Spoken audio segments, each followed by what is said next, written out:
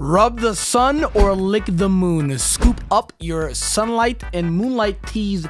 Link is down in the description. Bruh, it's either or. You decide. Hello everybody, welcome back to the tier list video. Here we're going to be doing the antagonist. I think this might be a juicy one. A real juicy one because either you're going to hard agree with me or you're gonna not. I mean, I'm very vocal about my opinions when it comes to these antagonists. Where I think you guys already know where one of them is gonna belong. I don't want to name any names. He may have a signature pyro, but regardless, hit that like button down below for me, guys. Can we get 1,000 likes on this video for another one? We're just gonna talk about these and go into it. It might be a little more detailed, cause I can talk when it comes about Pokemon, so it might be a little bit more detailed. So we're just gonna get right in with it. So, goated. Come on. There are very few that are goated. And I'm not gonna go with the goated yet. I think I'm just gonna go in random sporadic order on whatever it is. And I can sit down and honestly say right now that, oh my god. What was he? He's a hybrid of like Cyrus and Getsus, maybe a little smidgen of Giovanni, but everything bad about them. Sorry. That's a bad way to put it. He is scuffed. I saw what Game Freak trying to do, but they fumbled the bag. He's awful. I mean, he's just not good. He is not good at all. I mean, X and Y's story alone is not good. It's very boneless. It's very empty. It's just not good. I also need to move my webcam because this is not in proper order, so I'm sorry about that, guys. Live moving. But like I said again, it's not good. It's just not good. What is he? What does he do? And for whatever reason, right, they said that Pokemon that are found within the Kalos region cannot Mega Evolve within the Kalos region. So that's why you see like Mega Diancie Mega Evolving in like a Hoenn or whatever it is. I don't know, dude. Regardless, I feel like they fumbled the bag not having a Mega Pyroar. Damon overall just is not good. So that Pyro deserves a Mega. He didn't get a Mega. For whatever reason, they gave him a Mega Gyarados. What? His hair is on fire. At least give him a Fire Mega or something like that. His whole plot line is awful. It's just boneless to the T. It's very vague. And I guarantee you play through it 20 more times, you'll barely understand it. I feel like the anime did it better. You know what I mean? Like, it was just, no, dude. No, life or death. And then spoilers, if you didn't play the game, he dies. So, I don't know, man. Like when I first saw him on paper, I thought it was gonna be a good villain. Like you gotta think about how we were perceiving X and Y when they were showcasing off X and Y. Because X and Y, they didn't spoil everything. They showed enough. You know what I mean? It wasn't a lot like there was Sun and Moon. It also wasn't barely anything like Sword and Shield. It was actually like good 30% they showed. You know what I mean? Come to find out, that was just the game. That was just the game. Terrible. So, for you Lysander fans, if y'all are out there, I'm sorry. I mean, I would assume this is not an unpopular opinion what I'm talking about. A lot of people probably agree with this because he's just not, like, well received. He's not good. Who? Hey, yo. Hey, get him out. Hey, who? Is that the dude? That's the dude of Heart Gold and Soul Silver, bruh. Like, I feel like the only people you actually care about in Heart Gold and Soul Silver is like, I don't think anybody cares about the actual executives in Heart Gold and Soul Silver. Am I right? Like, it was cool that they added it in, but I don't think anybody actually cared about them. I mean, wow, dude, you pretty much sat there inside of a tower and you controlled it. Wow, you're so brave, braver than the Marines. You know, like nobody cares. Dude, when people play Heart Gold and Soul Silver, they're not playing for the boneless story that is of the Gen 1 DLC. People are playing to see the region. People are playing to see the Pokemon following them, the aesthetic, the OST, to see their childhood games of Gold, Silver, and Crystal be brought to life. Still the best remake we've ever gotten. So I don't think anybody actually cared about this guy. And if you did, show of hands, because I did not. No, I did not. I'm gonna be with you guys. I did not. The story in Gen 2 is hideous. I did not care about this guy at all.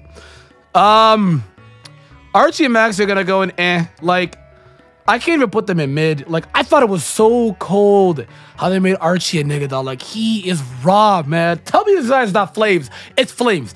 He went from ASA to was good, nigga. You know what I mean? Like, he was surprised, nigga. Like, you know what I mean, dude? Like, He ran up. But Maxi, of course, I get it. His design is more fitting in Omega Ruby than it was in Ruby. You know what I mean? He seemed like he was dying in Ruby. Like, he looked a lot older. You know what I mean? Like, way older than Archie. I'm like, Archie, tell the old timer to go home. You know what I mean? But, again, their designs are cool.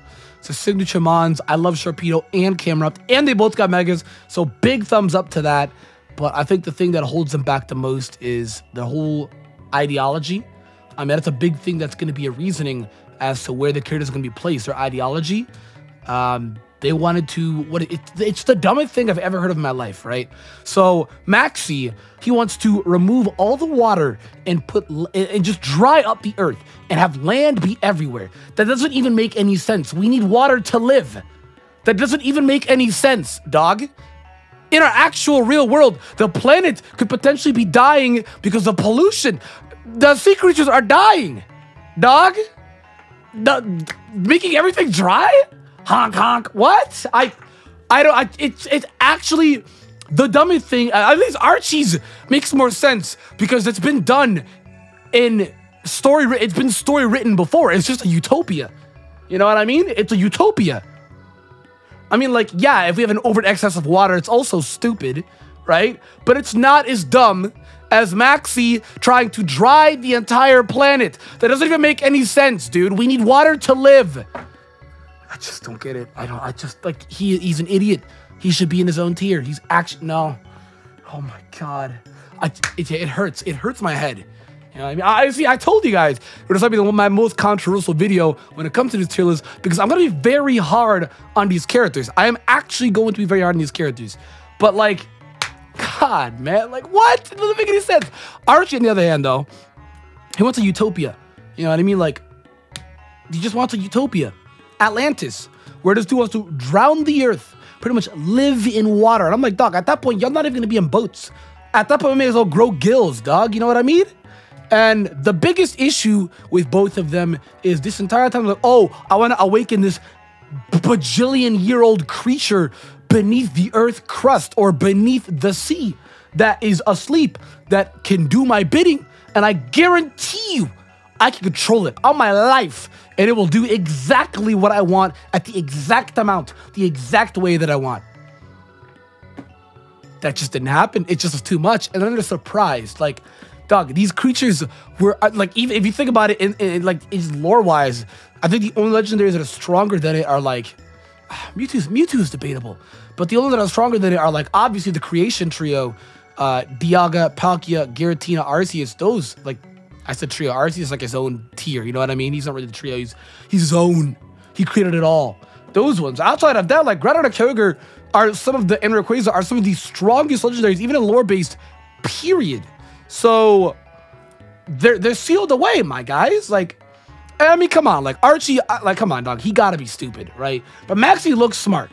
How is Maxi the more stupid one? I don't know, dude. I could actually sit here and I could literally make a separate video, right, on why Hoenn's story could have been so amazing. You know, it actually, on paper, it was so amazing. And then they fumbled. They just fumbled. You know, they fumble like a plummet fumble. You know what I mean? I'm talking about like a tank, a sink. I really liked the ton of ratings that they did throughout the region. The parading, I like that. But then they fumbled it when it got to its peak. Hard fumbled, guys. I told you guys, what do you mean? Gen 3 fans, I'm sorry. I am. Makes you feel any better? You guys have great replayability. I think that's really going to be it, though. I think that's harshest I'm going to be. I don't know if this... I think the only mid might be Guzma. Like, okay, Guzma's story, I feel like the anime did it better. The manga did it better. Almost every rendition of it did it better. But Guzma in the game... Oh, whoops, sorry. Smacked that too hard. Guzma in the game, he's a simp. Like, straight up. If you don't know what that means, well, look it up. He's a simp, all right? Straight up, he is a simp to Lusamine, dog. The entire time we saw the trailers of Team Skull, we thought that it was an enemy team. We thought that it was going to be like a next Emerald. We have two bad guy teams, and we do. We thought it'd be like that. We're obviously, you know, Team Aqua, Team Agma, they're not even working together. They are against each other. You know what I mean? Vaguely, they kind of They're anti-heroes in their corresponding opposite games of Ruby and Sapphire, but in Emerald, they're against each other, right? So in Sun and Moon, you would think to yourself, right, that, oh, Team Skull, Team Aether, showdown. No, Team Skull is like the scuffed branch that is poor and just insignificant and is completely manipulated and controlled by Team Aether, right? So you would think, all right, Guzma, he looks like you don't take it from anybody, right? Wrong. He is whipped. He is a simp to Lusamine. And come to find out, he has feelings for her, and he does a lot of the things because he quote-unquote wants to actually try and liberate her. He wants to try and save her as well, too. But the renditions of how they do it in the anime, so much cooler. Guzma in the anime, so much cooler than he is in the game, dude. Guzma in the manga, oh my god, different saga. Different, like, too raw. But I don't think Guzma is a bad antagonist whatsoever at all. I think he's severely misunderstood throughout the games, where he's not even quote-unquote a true antagonist, a true villain. He's just misunderstood, and he lashes out. I think he's just a mid-tier character. You know, amazing design, though. Design-wise, oh, he's up there and good. But you gotta understand, antagonists, the biggest thing that's gonna be about antagonists I'm gonna go throughout these is their ideology, their history, their reasons for doing what they do and why they do what they do. That, like, the design is one thing, but everything else just weighs so much more, you know? So, we're not gonna get to the nitty-gritty stuff. These guys are all the worst mid, but, I mean, you see it here. I think now going into good tier. Come on, dude, my boy Chorus. Dude, this dude is a genius. Okay, first off, design I wasn't sold on right away. Then after I played it more and more, his design ended up being goated, right, dude? So his design easy to go up there and good. He's a great scientist. Even bleeds into Ultra Sun and Moon. He bleeds into Sun and Moon and Ultra Sun and Moon, dog. He is the literal reason why you can boop, zoom back in and suck up and power up and even fuse back up your Solgaleo with your Necrozma to make Duskmane or Dawn Wings. You know what I mean? With Lunala or Solgaleo in the Necrozma. GOAT! He created the DNA splicer for Black Kyurem, White Kyurem. GOAT! He is a genius, right? And he's not even truly an antagonist. He's one of those characters that he does things in the name of science, and you can interpret that either being a good thing or a bad thing because he just wants to know. Like, he's just a genius. He's very curious, and he wants to understand things that he isn't aware of. Discover things, you know? So, I like this character a lot. I think he's one of the greatest characters we have gotten in Pokemon. He is severely not spoken about because, unfortunately, a lot of people don't like Generation 5. People think Generation 1 is the most hated. It's actually Gen 5. If Gen 1 was the most hated, it would not. Like, no, dude, no. Gen 1 is, I think, the most hated on Earth. There's a vocal minority, and some people think that it's the majority, but it's not. They're just extremely vocal. Like, Gen 5 is still the most hated. So then, of course, you got my... Oh, man. Can we talk?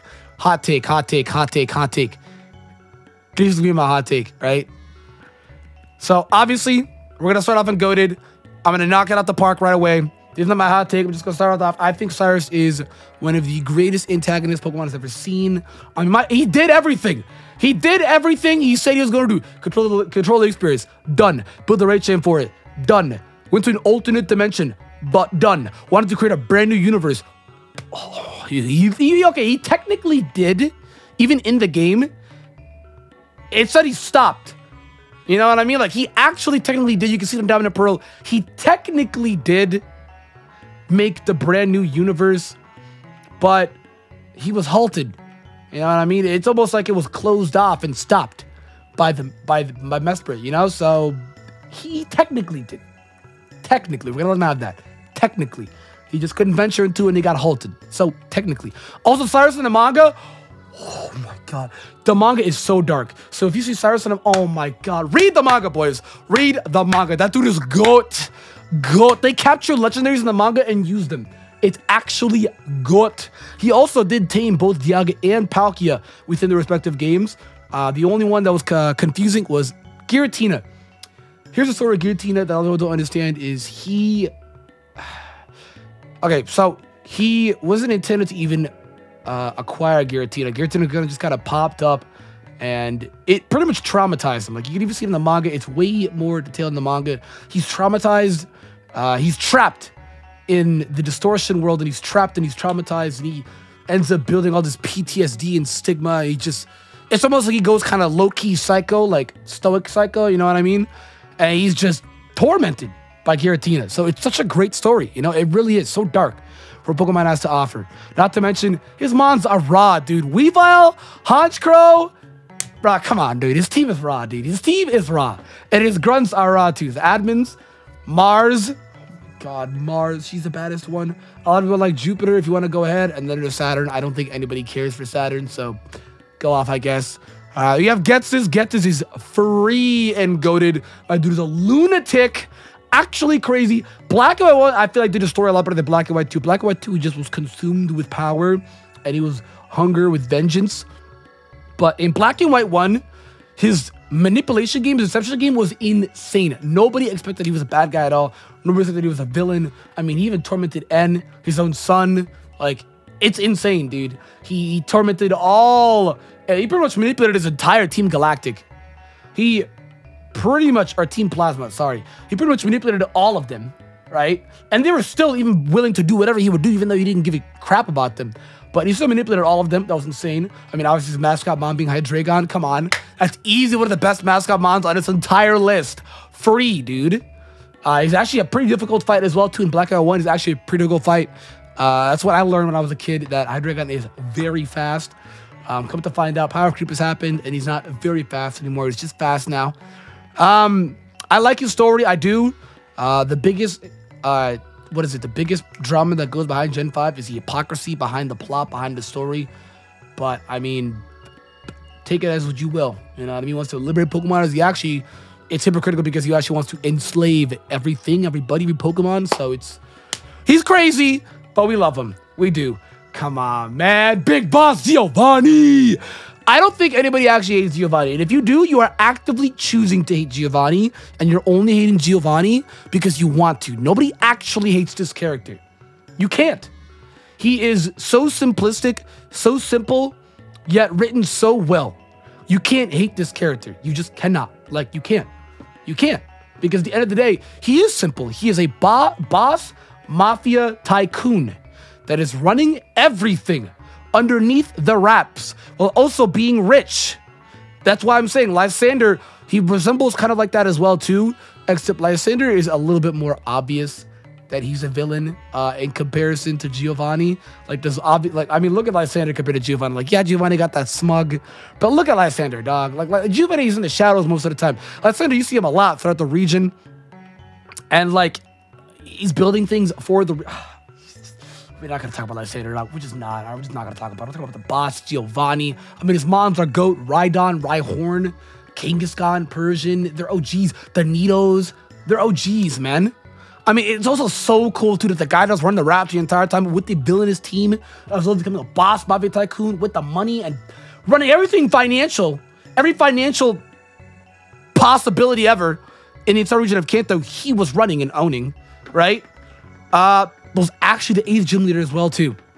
And then if you play the Heart Gold, Soul Silver, like, Celebi DLC event, Wi-Fi event, come to find out he is Silver's father as well, too. So much goes behind this character. Even the movies, too, he actually is able to tame Mewtwo for a little bit.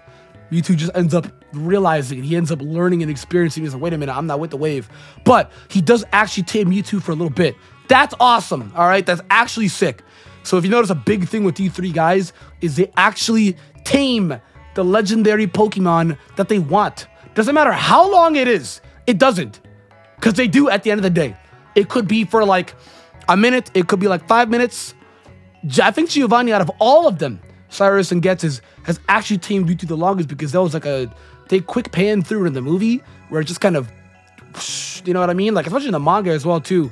Like, we have Mr. Fuji working on it, bruh. Oh my god, dude. Oh, the manga has Fuji cameos. It has Blaine cameos, Giovanni cameos. All those hindrances of Mewtwo correlate. It's godlike, dude. It's so good. Read the manga. I pray for you guys to read the manga. But I think Giovanni had the Mewtwo longer than the other two had any of the legendaries. Black Kyurem, White Kyurem, Dialga, Palkia. Like, each had them longer. So that's a big plus up. Not to mention he's also a gym leader. Oh my god. He's the 8th too? Being the strongest? Oh my god, he's the strongest. That's GOAT. That's just GOAT. That's just so GOAT to me. And last but not least, here's my hot take. I think Lusamine is also a goated villain. I think a lot of people are going to hate me on this one because a lot of people don't like Generation 7. I don't know why. It's such a great region. Like, yeah, it had a slow engine and long cutscenes, but don't blame that on the region. Blame it on the 3DS, you know what I mean? But Lusamine, amazing, amazing, amazing villain. Manipulated not only Team Skull and Guzma, but she also thoroughly and consistently manipulated her own children as well, too. She abused them. It's so dark. She abused both of her children. She abuses Gladion to become extremely insecure, feel like he is insignificant and that he can no longer achieve anything at all. That's why he builds this bond with Type Null, so that he can achieve something of his own through his own way and his own will, and that bond alone brings us Silvally. But that's where they fumbled the bag with Gabriel, because Silvally actually achieved nothing. He achieved nothing. The Ultra Beast Killer achieved nothing, so unfortunate. As well as she also severely abused Lily the most throughout her entire childhood. She kept her trapped. Once Lily started to get curious, it's literally the first cutscene in Sun and Moon. Her own scientists are chasing down her daughter, like, to enslave and capture her, probably keep her celled up, so that she doesn't go around blabbing about this, you know? Not to mention, once Lily builds this bond with Nebby, her mom is consistently abusing that creature. So, my God, dude. She is abusive and very manipulative. She takes control of pretty much everything. It's insane, dude. Even to the point where I really, really, really liked it as well, too, that she pretty much coexists with the Legendary. None of these other guys have done that. I think the closest has been Giovanni, where he pretty much lived with Mewtwo inside of his base on that island for a little bit.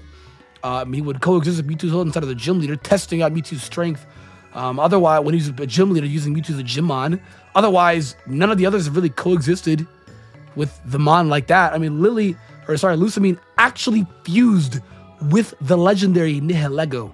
I thought it was also really cool, too, that Solgaleo and Lunala aren't the really main focus villainous legendaries. They're more along so the hero legendaries. And we're built up that legendaries are so powerful they can go chaotic and bad, that in Sun and Moon, they're actually very tame and very good. Like, they're actually good. They're the good guys. So, you have, like, what? Like, Zekrom and Zekrom and Reshiram are probably the closest that come to that as well, too, because they're very Zen mode. I mean, you even saw with N, like, it just respects N and his ideals, you know what I mean? So, with Guesses, he tames Kyurem and it just absorbs the other one, you know what I mean? Or Dialga and Palkia, where if Rampant and their powers are controlled, they're dangerous. They're easily the most dangerous mons we've seen in the lore, period. Obviously not including Arceus, but I really like the story of Sun and Moon. I thought it was really cool. I really like the story of Lusamine. Obviously, Sun and Moon, I didn't really like the story of Lusamine and Ultra Sun and Moon. She seemed like she was kind of like an anti-hero. Like, she took on Necrozma, but then got spat out and failed. And then at that point, she was willing to help us like an anti-hero, where she wasn't totally on our side, but in order to coexist and take down a bigger threat larger than us, she came together and was like, yo, we're going to take it out. That was okay, but I like Lusamine way more in Sun and Moon. I like Lusamine the villain better than Necrozma the villain. So, yeah, guys, let me know your thoughts. I would love to hear what you guys think. I went pretty in detail with this. Like, again, at the end of the day, we're going based off of ideology, the reasons why they're behind what they're doing, history, all of that. So that's really cool. Let me know what you think down below. Hopefully not too controversial. I feel like this is a factual, I don't want to say factual, but it's a really good list, and I'm very proud of. I look at this list, I wouldn't change anybody. I would not. Everybody is staying where they're at. I don't think I would change anybody at all.